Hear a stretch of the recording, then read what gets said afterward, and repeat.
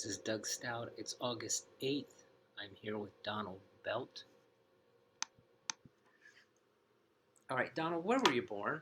I was born in Gallia County, southern part of Ohio, And what was your birthday? 1949. And when did you come to Licking County? About. Probably the mid-50s. My mother and father couldn't find any income down there, so they came up here. And my dad had a whopping third grade education. Yeah. My mom had headaches, so she had to drop out in the 10th grade. So you went to school here in New York? I went to school in Newark, Cookersville, Pataskala. Okay, all up around here. Yeah. And We moved around a lot. okay, and then you served in Vietnam. I joined the Marine Corps in February of '68. I went to Vietnam in August. I believe it was August of 1968, and I came back in September of '69. So you enlisted. Yes, I did. I was a Marine. Was there? Once a Marine, always a Marine. That's what I hear. Did you enlist so you could pick to be a Marine, so you weren't drafted into something else, or? I enlisted because I wanted to get out of the house. My mom was treating me like her husband because my dad couldn't find a job, and I was expected to support my family, and I didn't feel it was my responsibility, so I left. Okay. So then where did you do your basic training? I went in San Diego, Okay. Marine Corps Base San Diego. And then they trained you to be, did you tell me, a radio operator? I went to 4 weeks for field radio operator school. And after that I went to ITR and then straight to Vietnam. Landed in Da Nang. First night there we spent in tents. The second night there I was security around the Da Nang hospital. And there was a firefight about 10 clicks away. And I saw people coming in with missing arms, shot up, legs hanging out with big gashes in their legs, hands missing, toes missing, shoes gone. It was not a pretty sight. Right. That was my first combat experience. Okay. And tell me, you showed me your badge, but tell me, you were with? I was with 1st Battalion, 9th Marines, 3rd Marine Division. They got the nickname in '68 of the Walking Dead. 91% of the corpsmen were either KIA or MIA. Okay. Now, as a radio man, I mean, you had to carry the radio and stuff? Is that? I carried the radio. I carried the can't think of the word. I encoded and decoded messages. Okay. So how heavy was that radio? Was it pretty heavy? It was 25 pounds, and I had to carry at least 2 extra batteries, and the batteries were 2 pounds apiece. Okay. Plus my other gear. I was going to say, so you had a pretty good load. I had about, if I fell down, I couldn't get up. Yeah. Now, most of the other guys have told me their first was the heat, and the humidity just was terrible. It was the first thing and the smells. Is that? The smell was, it was very hard to get used to. And the heat, well, I lived in Florida for about 6 months, so I knew a little bit about the heat. Right. It still bothered me quite a bit. Every one of us carried at least 2 canteens. They issued 2 canteens when you came in, and I ended up carrying 4. Just for yourself? Just for myself. Yeah. So you went in August, or you went over there in August of '68.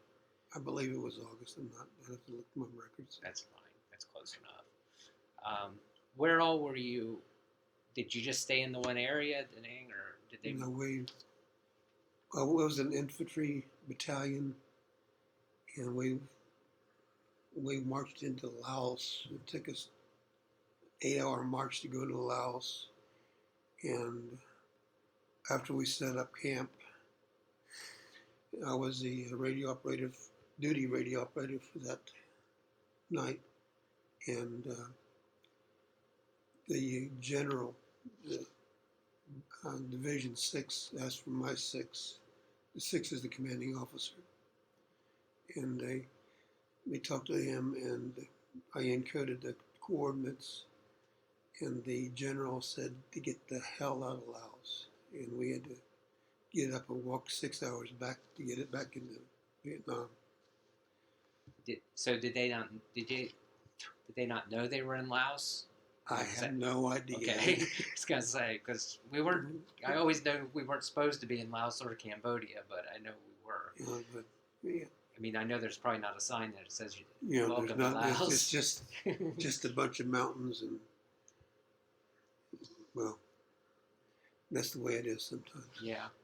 So they moved you pretty much all over as an infantry battalion. We were like 2 clicks from the DMZ. Okay. And I don't know why they call it the DMZ, because there's more tanks and shit on the other side than the. I suppose you know about at the end of the war, the NVA came over with Russian-built tanks and stuff, and they ran over South Vietnam. And you know why we lost the war? We didn't lose it. No, we didn't lose it. Congress didn't keep up their end because they told the South Vietnamese when we left that they would supply arms and armament, and they failed to do that. Yeah. Mostly what I've heard is that it was a body count. It wasn't about. Yeah, there was a it body wasn't count. about ground seized. So it's a whole different. It wasn't like World War II Right. or Korea. Well, it was the same thing in Korea. We went in, we took something, we held it for a week or two and left. And whatever they quote body count was, is what they took. And there was no way we could actually tell how many we killed, because as soon as one of those guys were hit, they came in and dragged them out. So they guesstimated. Right. So, did you march in, or did they take you in by helicopter a lot of times?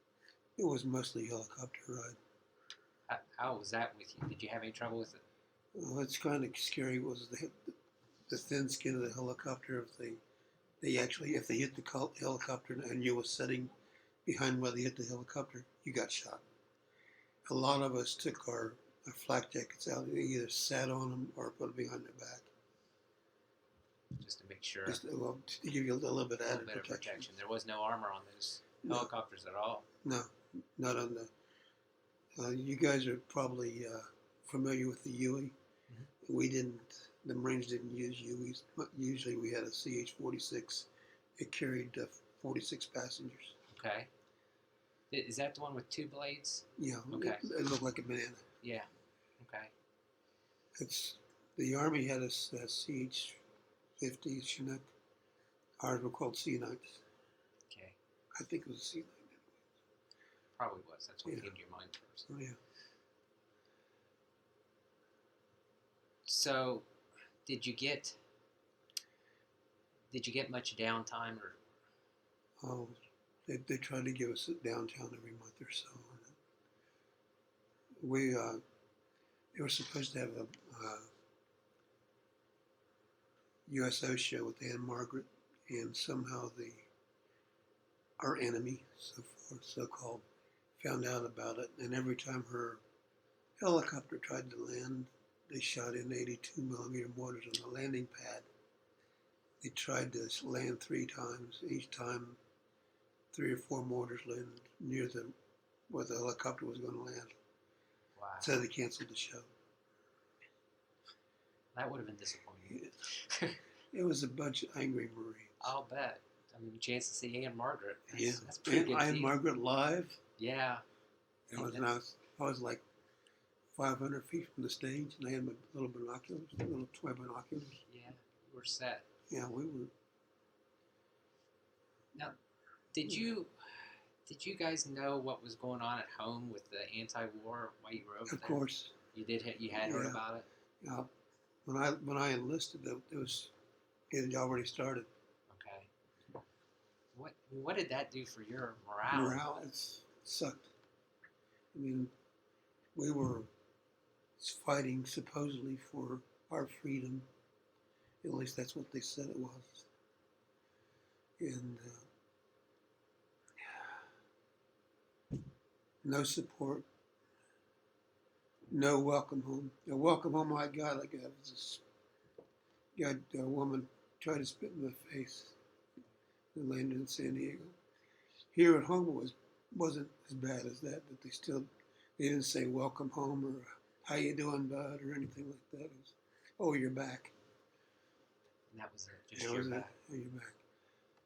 I was home for a little over 20 years before I started showing my pride, buying hats and wearing my rank and saying that I was a Marine. The only time I even acknowledged that I was a Marine was when I was going for a job interview.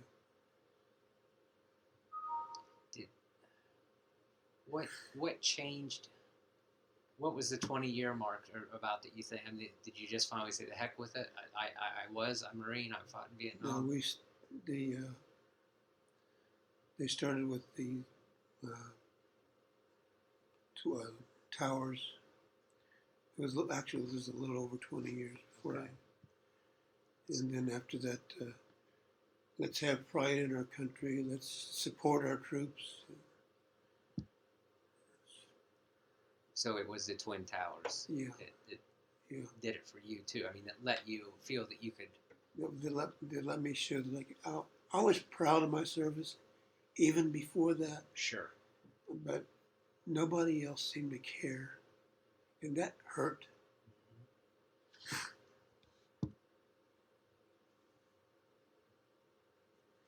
It still hurts. Yeah. No, you're fine. You're fine. I mean, I admire all of you. That's because I don't think I could have done what any of you did. So, I mean, you came, and especially the Vietnam vets when they came home, and like you say, somebody tries to spit on you, somebody tries to start a fight with you, just because you went and did what your job. You did what you were supposed to do, and they just sat at home. You know, they called us baby killers.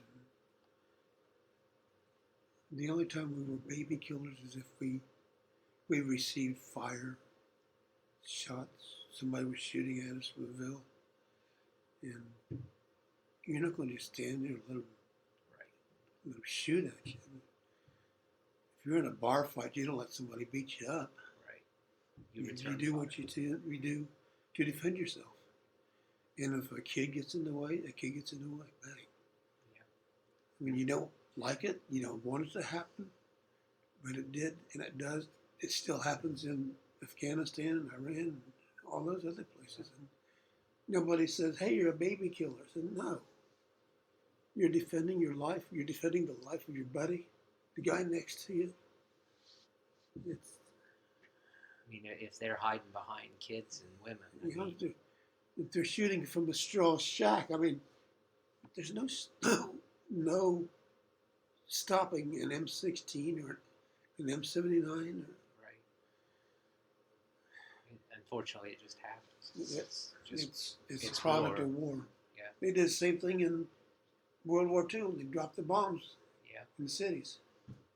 Yeah, Nagasaki, Hiroshima. I mean, and plus all the German bombing we did. Yeah. I mean, it just happens. It just, unfortunately, you guys were It's a side effect of war. Yeah. If you don't want to, So we're the strongest power on earth right now. And why would somebody pick on the giant? So since 9/11, since you've let other people know, basically. You know, I was never welcomed home until after 9/11. They say, welcome home, kid. Welcome home. Was that too little, too late, or There was or is it It's okay that I mean you're glad it's. it happened? I'm glad it's happening now, Right. but I wish it had happened before. I mean, it would have made a it would have been a giant step to let me or my fellow patrons, uh, veterans, we would have felt a whole lot different. Since 9/11, I joined the Marine Corps League. I joined the VVA, Vietnam Veterans of America. And last week, I joined one of the local chapters of the American Legion. Because I think that does help. I mean, with It people helps, that knew. especially the Vietnam veterans, because a lot of those guys experienced the same, nearly the same, or uh, disrespect that I got. You know, I joined the VVA almost right after 9/11, and I didn't start going there regularly until after I retired. Since I retired, I think I've been to every meeting, maybe one or two. Right. That's good. That's good. What I mean, if we had a high school student listening to this, you know, and they're studying Vietnam, what do you want them to remember? Do you think, if there's one thing you can think of to remember about Vietnam and Americans that served We were patriots. With the draft was going on then. I think that's why some of the protests happened. But the draft was going on until what,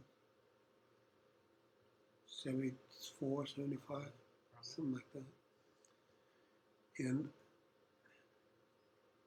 most of the people that went to Vietnam, the nurses, the doctors, a lot of them were volunteers. But despite what the history book says, if you look it up, I think it was 56 or 58% or more of the people that actually went to Vietnam, were fighting in Vietnam, were volunteers. Did you find that out too? I forget exactly what the percentage was. And we were patriots. And don't take what the movies have as history, because it isn't. There's the way that John Wayne was portrayed in what's the name of that movie? Green Berets. The Green Beret. If they did what the movie portrays, they wouldn't have lasted 200 yards. Speaking of the movies, do you think some of those movies that they made on Vietnam actually hurt the veterans? I mean, made you look like you're in bad light, like the Oliver Stone. I can't think of the name of it, but Platoon. There was a one movie. Platoon was, which one Platoon was it? It was one that Oliver Stone did. I can't think Who starred in it? De Niro. I don't. There was one or two that actually portrayed it in a good light that was actually happened. And that one where shoot, can't think of his name. Tom Berenger. Yeah, that was bullshit. Okay.